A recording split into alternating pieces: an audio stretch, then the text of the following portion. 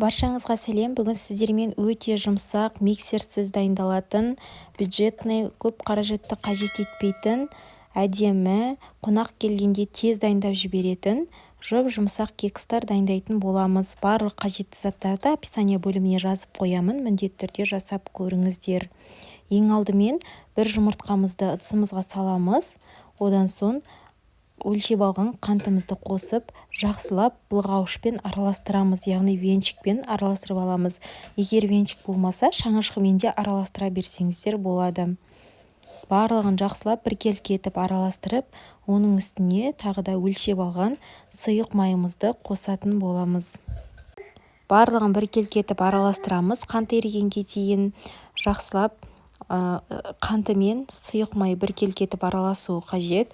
Келесі айранды құямыз. 200 мг айранды құйдым. Менде қолдың айраны. Егер сіздерде қолдың айраны болса, қазіргі уақытта қоса берсеңіздер болады. Егер болмаған жағдайда магазиндегі айранды алып қоссаңыздар болады. Енді барлығын біркелкі етіп жақсылап араластырып аламыз. Келесі електен өткізілген ұнды үстінен барлығын салып араластырамыз. Ешқандай түйіршік болмайды.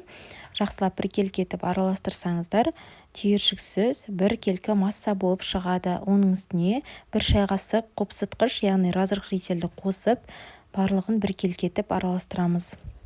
Мінекей бізде осындай біркелкі, ешқандай түйіршіксіз масса дайын болды. Ешқандай миксерді пайдаланбай-ақ осындай әдемі масса болып шықты. Енді бірден кекстің формаларына осы массаны құйып шығамыз.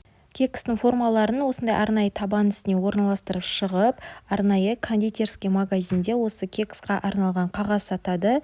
Соның барлығын міндетті түрде осы кекстің формасын үстіне қойғандарыңыз дұрыс. Егер де қағаздың өзін ғана қоятын болсаңыздар, ол жайылып дұрыс шықпай қалады. Біркелкі дөңгелек болып шықпайды. Сол себепті арнайы осындай кекстің формасын үстіне қойғандарыңыз дұрыс. Енді осы кексті 180 градуста беті қызарғанға дейін пісіріп аламыз.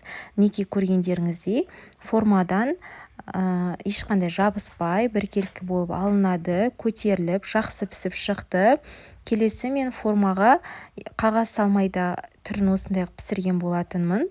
Байқасаңыздар, жабыспай өте жұмсақ әрі әдемі болып шыққан.